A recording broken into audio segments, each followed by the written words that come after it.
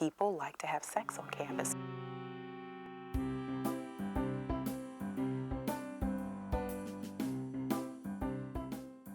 One of the things I tried to do was to find a way that college students could have sex on campus. So in most dorms, can you have someone stay over in your room? Probably not, right? Most dorms don't allow that, someone of the opposite sex. So where are they supposed to have a healthy sexual encounter? Some of them have it here in the library.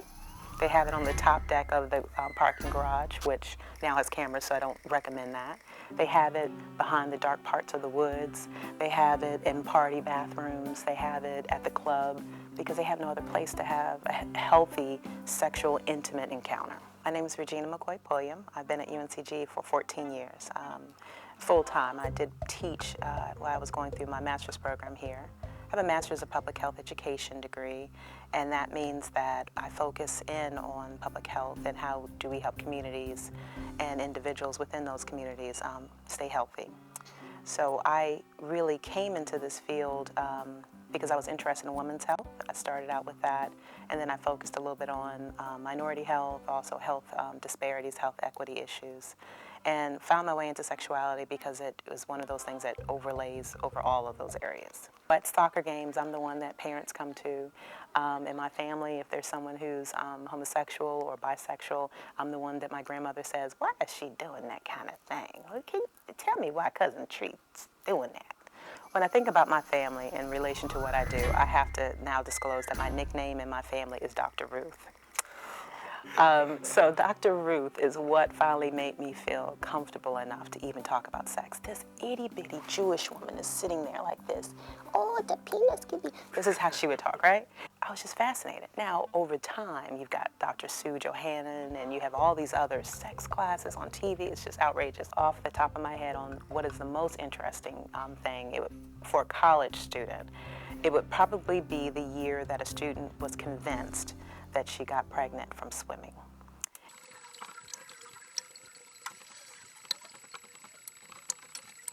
She was not sexually active in her mind. In her mind, we were only playing around, and sometimes he would place his penis, well, she wouldn't even say the word penis, sometimes he would rub me with, his privates.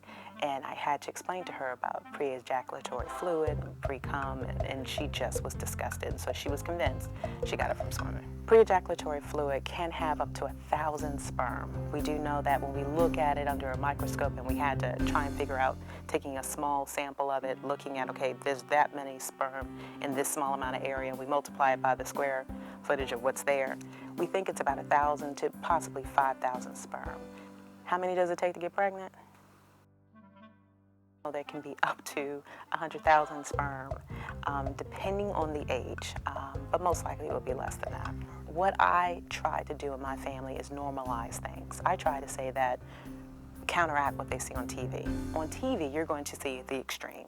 What we see on the Maury Povich show is not normal people. These are the extreme. They're the 1%.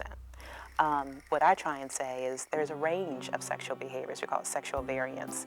And I want them to know that in this range, what you choose to do is probably going to fit with the normal range of this. But I think they ask a lot of questions about the deviance. People want to know about the sexual deviance. I think deviant behavior is any behavior that causes harm and is not consensual. I was challenged with bestiality. Is that deviant? I'm like, I don't remember Rover saying that he wanted you to do this. So yes, that would be deviant. I'm really changing more into looking at how we prepare young men and women to be sexual beings. One of the things I think is interesting when I talk to young women, they'll say, I lost my virginity at age 13. And I'm always thinking, do you not know where you left it? How did you lose it? And I think we prepared young men and women to think about sexuality as an accidental thing because we keep pushing off that conversation. So I'll have young men say to me, well, my father told me I'm 18, I better hurry up and have sex. Right now I'm thinking, how do we as parents, how do aunties and uncles, how do we, the previous generation, prepare the new generation to be comfortable as a sexual being instead of making it something that's so taboo? Because if you make it taboo, how do you then decide once you get married or once you're in a committed relationship or once you're a little bit older that, oh, it's okay now? What's that magic line? Many times students will say, you know, what diseases that are sexually related here on UNCG campus? And I'll tell you the truth, you'll never find out. No one wants any student going back to their parents saying, oh, we have this amount of people who are HIV positive. We don't really collect that information. The other thing is that we're a transient kind of community, so you have transfer students, you've got people who don't really live in Guilford County. What I do know is this: 1 out of 20 students probably have a sexually transmitted infection, whether it's a sexually transmitted infection that can be cured, such as trichomonas or gonorrhea, or if it's a sexually transmitted disease that cannot be cured at this time but can be treated, which is HIV, syphilis, or HPV, or genital warts. So we do estimate that 1 out of 20, and if you think about that and have 1 out of 20 students in a large classroom stand up, it gives you a moment of pause. I'm really concerned about how women are portrayed in the media, and I'm concerned on two folds. I think we are still at the point where women are either hypersexed or have no sexuality.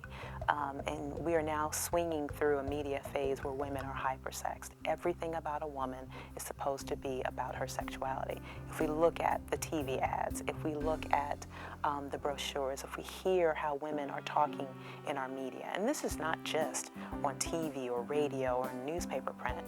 Now with the social networking, I am concerned that women are supposed to now be very sexual. They're supposed to be very brazen. They're supposed to act like men, be able to do the things that men do, but do it in pumps and heels. But they also are supposed to be very feminine and coy and shy. So I'm seeing this duality of women being hypersexed in very girlish poses, hypersex in baby doll clothing. And I think it's confusing the next generation of young girls.